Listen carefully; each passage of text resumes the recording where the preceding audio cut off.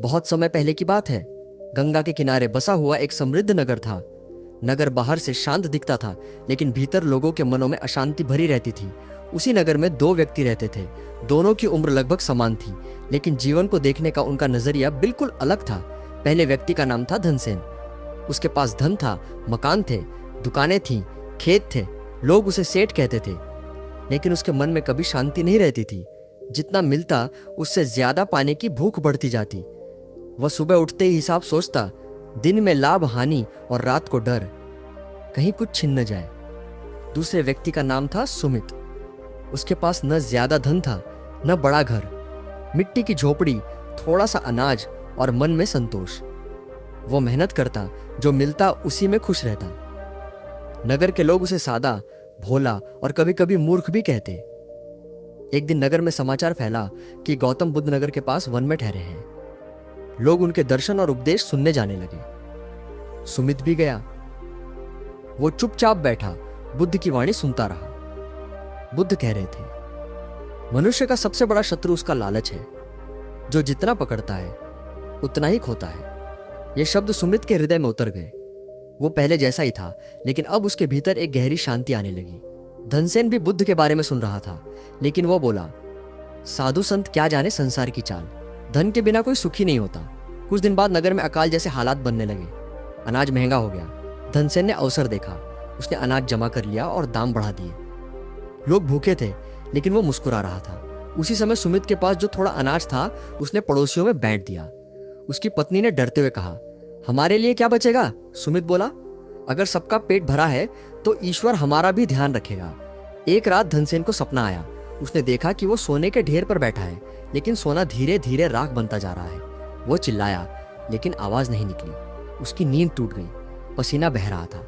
अगले दिन उसे पता चला कि जिस गोदाम में उसने अनाज छुपाया था वहां आग लग गई। बहुत कुछ जल गया। वह दौड़ा दौड़ा गया, लेकिन हाथ में केवल काला धुआं आया। वह पहली बार गौतम बुद्ध के पास गया, घमंड के साथ नहीं, बल्कि डर के साथ। उसने पूछा, मैंने मेहनत से कमाया, फिर भी सब क्यों चला गया? बुद्ध ने शांत स्वर में कहा, तुमने कमाया नहीं, तुमने बांधा। जो बांधा जाता है वो एक दिन टूटता ही है। धनसेन को बात समझ नहीं आई। वो वापस चला गया। समय बीतता गया। अकाल गहराने लगा। धनसेन के पास धन था, लेकिन उसका मन डर से भरा था। उसे नींद नहीं आती। हर आवाज में उसे चोट सुनाई देता।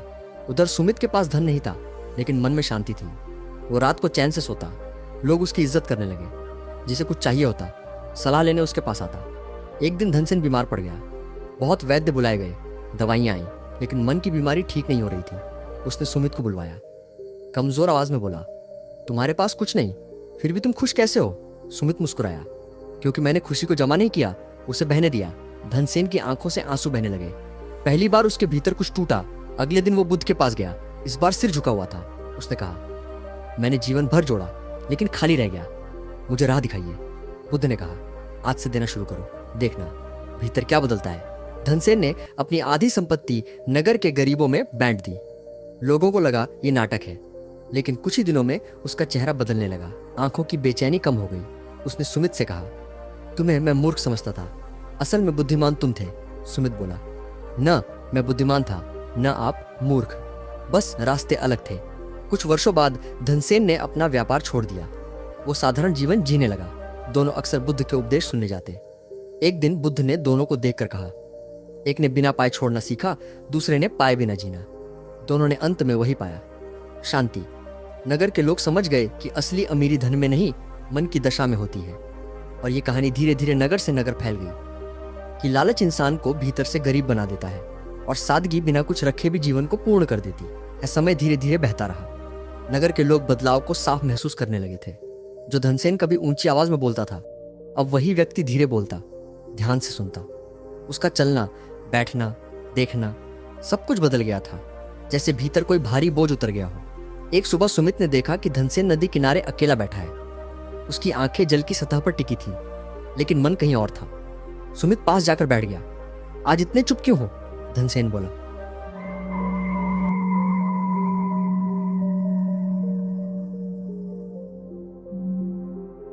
मैं सोच रहा हूं, अगर यह सब पहले समझ आ जाता तो कितनी पीड़ा से बच जाता।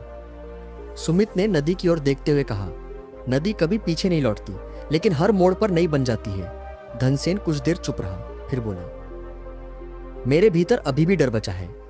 डर की फिर से लालच न लौट आए। उसी शाम दोनों गौतम बुद्ध के पास पहुंचे। बुद्ध ध्यान में बैठे थे। हवा शांत थी। पीपल के पत्ते हल्के हल्के हिल रहे थे। धनसेन ने पूछा, भगवान, क्या लालच पूरी तरह खत्म हो सकता है? बुद्ध ने आंखें खोली और कहा, लालच को खत्म नहीं किया जाता, उसे पहचाना जाता है। जिस दिन तुम उसे पहचान लोगे, वो तुम्हारा स्वामी नहीं रहेगा। धनसेन को लगा जैसे किसी ने उसके भीतर दीप जला दिया हो। कुछ महीनों बाद नगर में फिर कठिन समय आया। इस बार धनसेन के पास मौका था फिर से लाभ कमाने का। व्यापारी उसके पास आए और बोले, अगर आप चाहें तो इस बार दुगुना कमा सकते हैं। धनसेन की उंगलियां थोड़ी कौंपी। मन के कोने में वही पुरानी आवाज जागी, ले लो, जमा कर लो। वो रात भर सो नहीं पाया। सुबह उसने सुमित को बुलाया। अगर मैं आज फिर वही बन गया तो? सुमित ने शांत स्वर में कहा, तो खुद से एक सवाल पूछना, क्या ये जरूरत है या डर? धनसेन ने व्यापारियों को मना कर दिया। उसने उचित दाम पर सामान बेचा। कुछ लोगों ने उसका मजाक उड़ाया, लेकिन बहुतों की आंखों में आदर था। धीरे धीरे नगर में एक नई परंपरा जन्म लेने लगी। लोग सुमित और धनसेन दोनों से सीखने लगे। कोई जरूरत से ज्यादा जमा नहीं करता, कोई भूखे को खाली हाथ नहीं लौटाता। एक दिन बुद्ध ने नगर छोड़ने का निर्णय लिया। जाने से पहले उन्होंने दोनों को बुलाया। बुद्ध बोले, याद रखना, जीवन का सार त्याग में नहीं, जागरूकता में है। जो जाग गया वही मुक्त है। सुमित ने सिर झुकाया। धनसेन की आंखों से आंसू बह निकले। बुद्ध चले गए, लेकिन उनकी वाणी नगर में रह गई। वर्षों बाद जब सुमित वृद्ध हुआ, लोग उसे सम्मान से देखते। उसके पास आज भी धन नहीं था, लेकिन उसके द्वार पर कभी अकेलापन नहीं आया। धनसेन ने अंत में अपनी झोपड़ी नदी के पास बना ली। वहां बैठकर वो बच्चों को कहानियां सुनाता, अपने ही जीवन की कहानी। और वो हर बार यही कहता, मैं अमीर होकर गरीब था और साधारण बनकर समृद्ध हो गया। कहते हैं, जो भी उस नगर से गुजरता, उसके मन में एक सवाल जरूर उठता, मैं धन का मालिक हूं या धन मेरा? और यही प्रश्न गौतम बुद्ध की असली शिक्षा बनकर आज भी लोगों के भीतर गूंजता है। बुद्ध के जाने के बाद नगर पहले जैसा नहीं रहा। बाहर से सब कुछ वैसा ही था, बाजार, घर, लोग, लेकिन भीतर कुछ बदल चुका था। जैसे हवा में कोई अदृश्य मौन उतर आया हो। धनसेन अब हर सुबह नदी किनारे बैठता। पहले वो वहां हिसाब लगाने आता था, अब स्वयं को सुनने आता था। पानी बहता रहता और उसे लगता जैसे उसका पुराना जीवन भी उसी धारा में बह गया है। एक दिन उसने अपने मन में एक अजीब सा प्रश्न उठते हुए देखा, अगर सब कुछ छोड़ दिया है तो यह हमें अभी भी क्यों बचा है? यह प्रश्न उसे बेचैन करने लगा। वो सुमित के पास गया। मैंने धन छोड़ा, लालच छोड़ा, फिर भी भीतर कहीं कुछ पकड़े बैठा है। सुमित कुछ देर चुप रहा, फिर बोला, शायद तुमने चीजें छोड़ी हैं, पर छोड़ने वाला अभी जिंदा है। धनसेन को यह बात चुभ गई।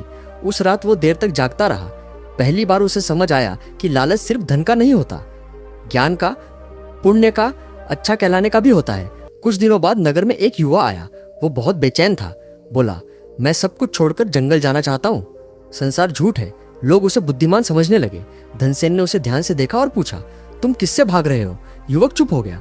धनसेन ने पहली बार स्वयं को बोलते सुना, अगर भीतर का भय साथ है तो जंगल भी बाजार बन जाता है। उसे स्वयं आश्चर्य हुआ। ये शब्द जैसे उसके नहीं थे। उसी रात उसने सपना देखा। उसने देखा कि वो एक भारी दरवाजे के सामने खड़ा है। दरवाजे पर लिखा है, अंतिम त्याग। वो दरवाजा खोलना चाहता है, लेकिन हाथ में एक छोटी सी थैली है। उसमें कुछ नहीं, बस मैं लिखा है। नींद खुली तो आंखें गीली थीं।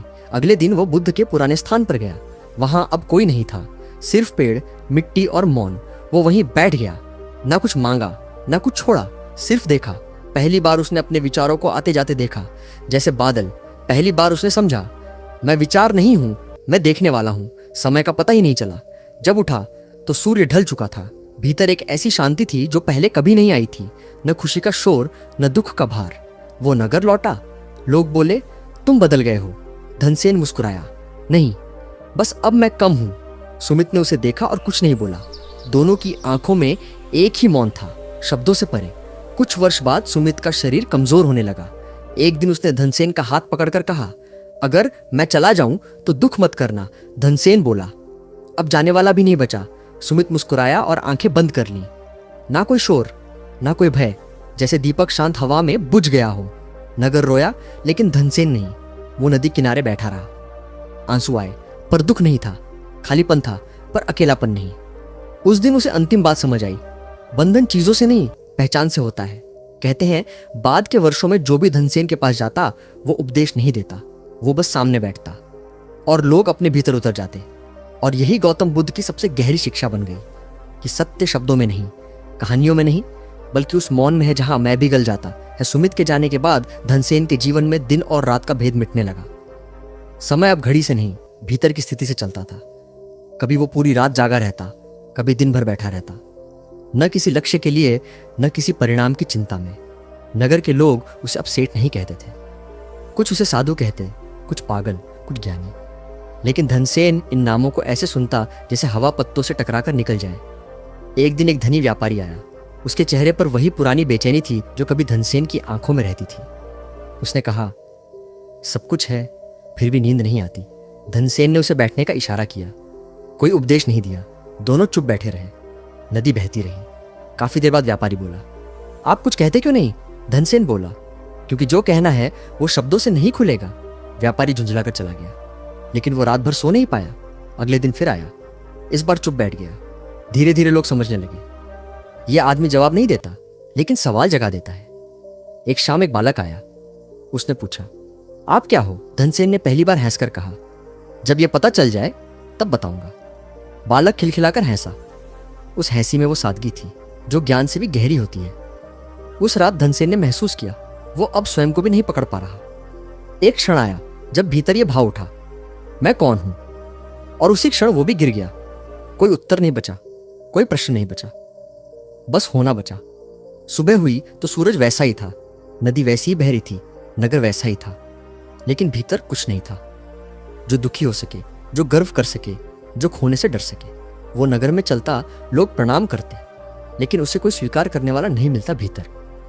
कहते हैं उसी दिन किसी ने उससे पूछा, क्या आपको मुक्ति मिल गई? धनसेन ने बहुत देर सोचा, फिर बोला, जिसे मिलनी थी वही नहीं रहा। कुछ वर्षों बाद एक सुबह वो नदी किनारे बैठा था। सांस आती जाती रही, कोई ध्यान नहीं, कोई प्रयास नहीं। और फिर जैसे लहर समुद्र में बिना आवाज के समाप्त हो जाती है। धनसेन भी नहीं रहा। नगर ने कहा वो मर गया, लेकिन जिनकी आंखें खुली थीं उन्होंने कहा वो कभी था ही नहीं।